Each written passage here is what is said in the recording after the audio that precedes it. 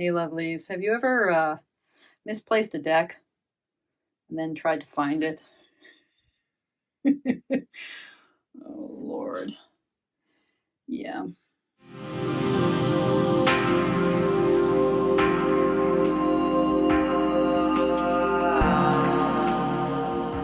So I have wanted to make this video for a long time because I've been obsessed with this topic for a long time. And ultimately, I blame Veronica Jude. Veronica, if you're watching, it's all your fault. She posted, I think maybe it was back in 2015. I'll try to find the original video and link it below. This wonderful discussion of her beloved waterproof edition of the Deck of the Bastard. I was like, a waterproof Deck of the Bastard? A waterproof deck? What? How is that even possible? And it's just absorbed with it. And then I think a little bit later than that, someone was talking about the plastic borderless edition of the Ellis deck. And I remember writing someone on the old eclectic forum, do I need a copy of that? And they said, no, you don't need a copy of that. In fact, what you should get is Tina Gong's Golden Thread Tarot, which I did. This was my true gateway drug. This is the Golden Thread Tarot. It's still, I'm almost positive it's still in print. I just snagged a copy of her Seven Sphere Marseille, which is also a plastic deck, and I almost wanted to wait to receive that before I made this video, but enough is enough. At any rate, this deck, this is a brilliant deck on so many levels. You know, when I first received it, just we now have decks like Arthur Wang's True Black, which came with the black edging. It's now not so uncommon or unheard of to have a deck that has black edging when it arrives. But this doesn't just have black edging. This is solid, right? This is black plastic, and it's a beautiful deck. If you are a riffle shuffler, this deck will be loved by your hands. It just is magical to shuffle. And it feels lovely in the hands, right? Brilliant on so many levels, you know. I mean, this is a deck. It's called the Golden Thread. The line drawings are all basically a single thread. It's echoing circuitry and digital technology, right? Which is so witty because Tina Gong, I think her background might be in the world of digital tech.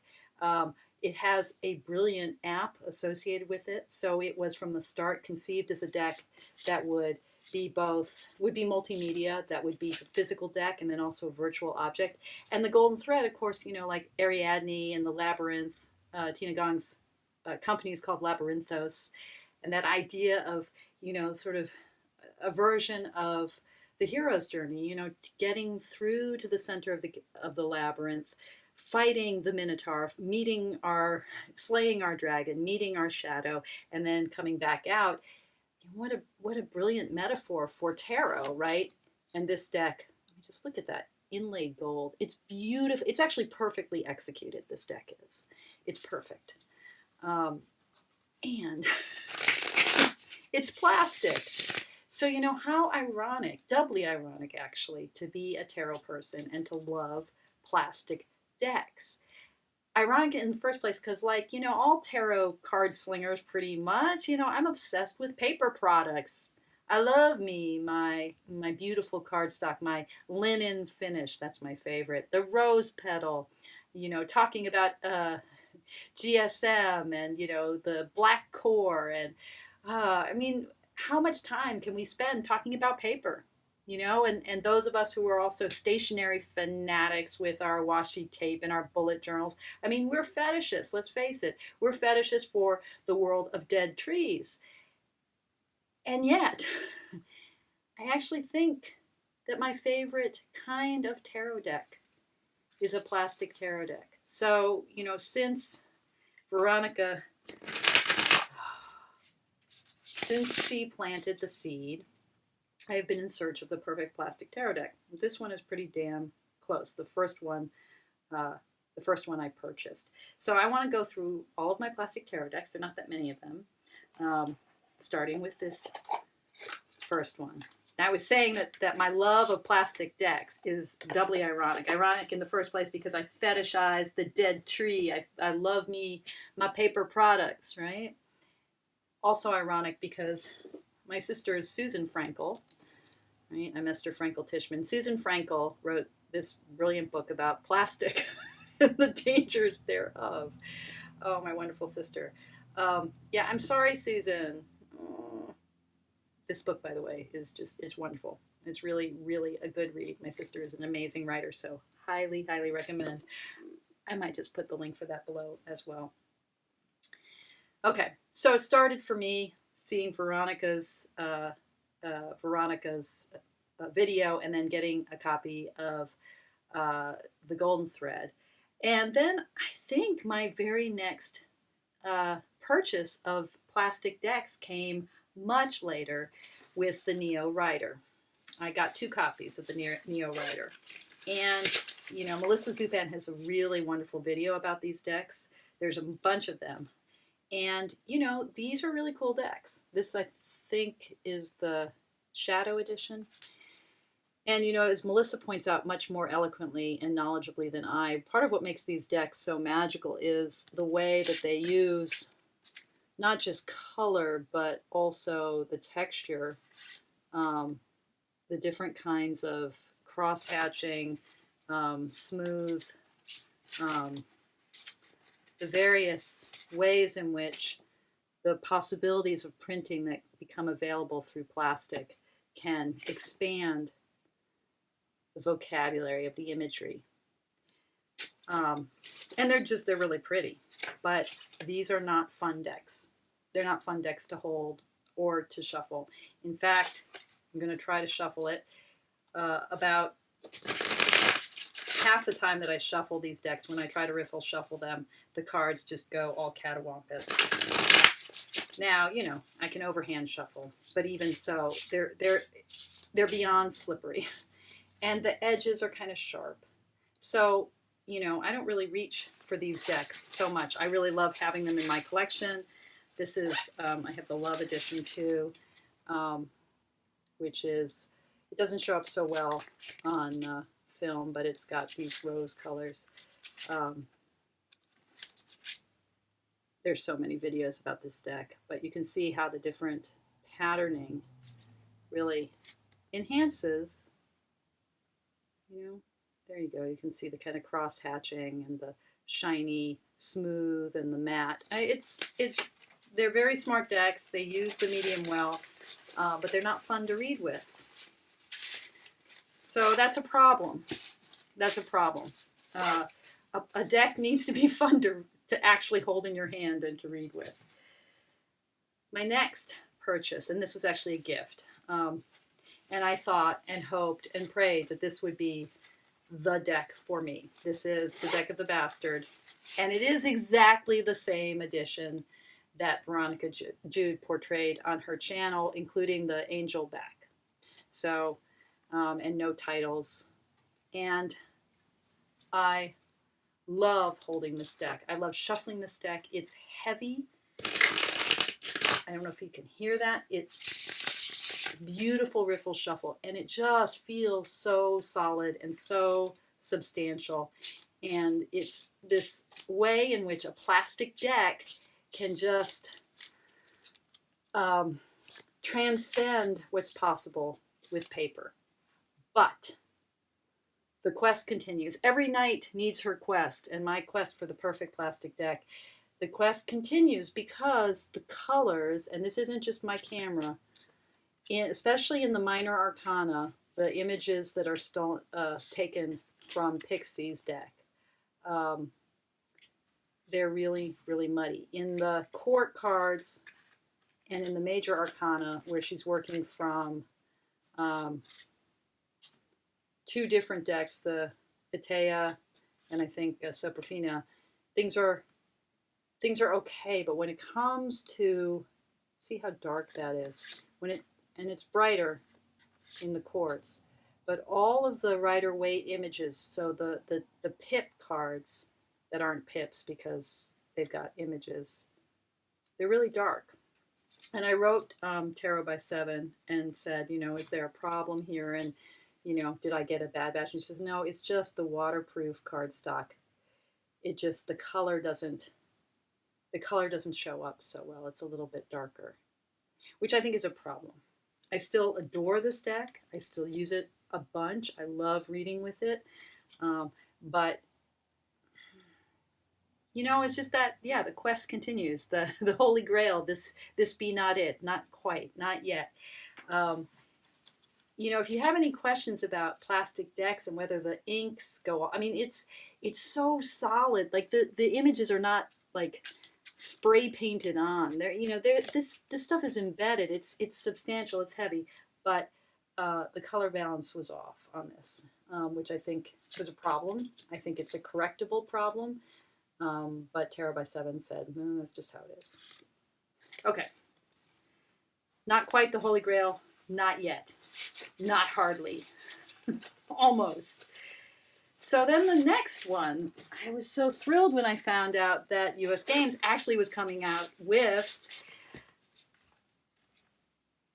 a, regular plaid back Waite Smith plastic edition. And this is a great deck. This deck feels good. It has that heft of the Tarot by Seven.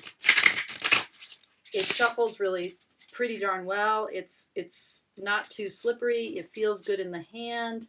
All of these decks, by the way, have a tendency to have a smell to them, and which I think would dissipate over time if you left the deck out. But I tend to put them in bags, and so the smells haven't really dissipated. I don't mind it so much. I'm not too smell sensitive, but just a word to the wise.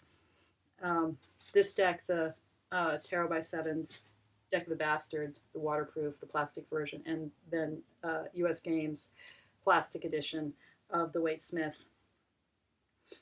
This, yeah, it smells like chemicals, but it's a really well produced deck. The problem is it has that kind of garish, oversaturated, detail sort of washed out problem with the imagery that we see in the yellow box decks. And I think it may even be a little bit worse. But I haven't done a systematic, I mean, look how bright that yellow is and that blue. I haven't done a really systematic study of it. It just seems to me that the colors are more contrasty, certainly than a vintage yellow box Rider-Waite Smith deck. So things tend to be washed out. Detail tends to be washed out. But as a plastic deck goes, yeah, it's pretty darn good. Pretty darn good. Doesn't shuffle as deliciously as Tina Gong's Golden Thread, or doesn't feel as fabulous and shuffle as fabulously as the plastic Deck of the Bastard, but pretty darn good and not very expensive. Deck of the Bastard, when you do it with the custom back and in the waterproof card stock, it becomes quite a spendy deck. So this was a birthday present because I was like, oh no, too much. I love it. I'm glad I have it, but it felt a little bit indulgent. The next deck that I acquired, and this was very recent. Oh no, this is the next deck. So a little digression. The CS Tarot, Conrad Stain's tarot deck, his version of the Waite Smith deck. I love it. And I own 5 copies of it. So I think probably my favorite version of it is the linen. This is the first edition. It has the copyright on it. I don't know if I can get that in focus. And it has the linen finish. Is that even showing up? Probably not. It's it's make playing cards cardstock. It's a really nice cardstock. It's it's not plastic. It shuffles really well though. And you know, this deck, he just did a beautiful job with his recoloring and his use of backgrounds. So I love this deck. I got the first edition in the smooth and in the linen, and then I got the second edition in the smooth and in the linen. This is the black in the, is this in the linen? I think this, no, this is in the smooth. This is the black in the smooth. I don't really like the backs, which are reversible, quite as much. I do like that they don't have the card, copyright. So I have it in the black, and then I have it in the amber. I think this is the new edition. Yeah, this is the linen. And I love this amber. So the first edition I have in, it didn't come out in amber, I don't think, in the first edition. I have it in this golden backing, and then I have it, I think that may be called amber. This is the orange backing. And yeah. Yeah, this may be my favorite edition of it to date. So I was like, I love this deck. I love it. I love Conrad's sense of style.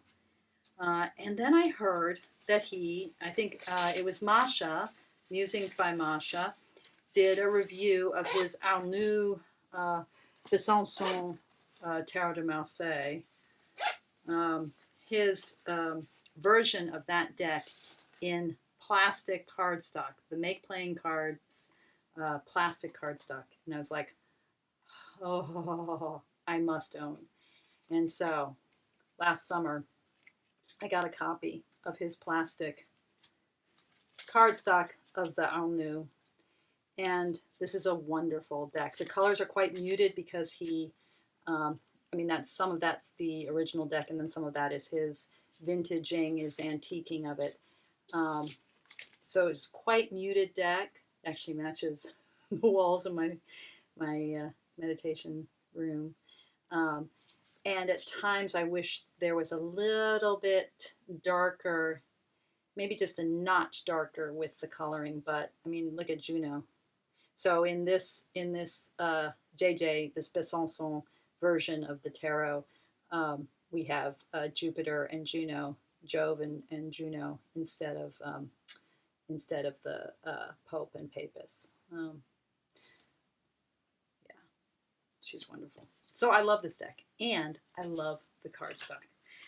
But you know, at that time there wasn't a Waite Smith plastic version in existence yet. So I got this version of the deck, have played with it many times, enjoyed it. It's become, I think, my go-to when I want to read a Marseille deck. It's my go-to. Then, you know, I sort of like bought that, was kind of done with obsessing about plastic cardstock, and then somehow tootling along on Etsy, I came across Dark Forest's vintage version of the Waite Smith. You've seen versions of this deck. Simon at the Hermit's Cave has shown this deck recently in its non-plastic version. So this was billed as a vintage Waite Smith deck in plastic. And I got it. And did not read too carefully. It was on sale. I think it's sort of a permanent sale. So it was quite inexpensive. And it had really good reviews on Etsy. And I like the images a lot. It reminds me of Real's, Pam's vintage tarot. But I like it. I like the vintaging here, maybe even more. And by the time I got it, I had actually then read things more carefully, and I realized, oh, this is not a plastic cardstock deck. This is a deck that's been laminated with plastic. And by the time it came, I was like, okay, all right. Well, it isn't what I wanted it to be. I still like it. It is quite stiff, hard to shuffle. It actually, I've had some really powerful readings with it. So, you know, in the end, it's like if it reads well, it reads well.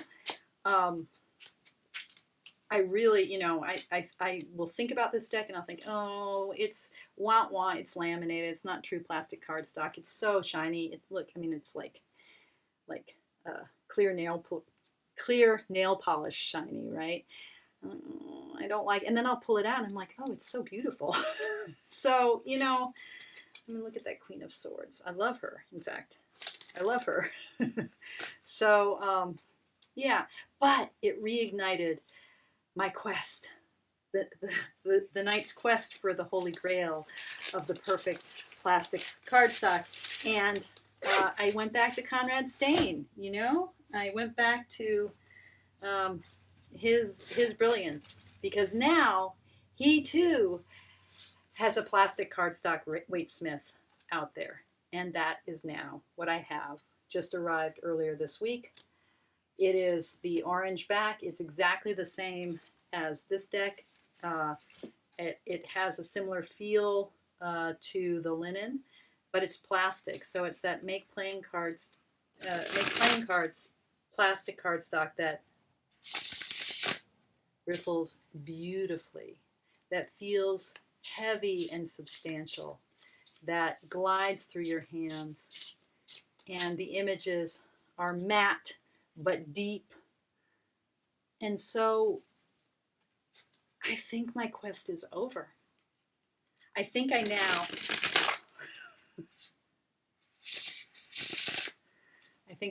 have the perfect plastic cardstock deck, which may in fact mean that I now have my perfect Rider-Waite-Smith deck. I mean, I love me my vintage decks. I love them to pieces. I adore them. And I love me my Albano Waite vintage deck. And words cannot convey how much I love my Pam A or my Pam B, or the fact that I own a Pam A and a Pam B. How insane is that? Through, you know, the sheer grace of the universe, being in the right place at the right time. But I think I got it. I think I now have it. I now have it. So Conrad, if you're seeing this video, thank you. This is the best deck ever. As always, folks, thank you so much for watching, and thank you especially for your practice. Take care. Blessings.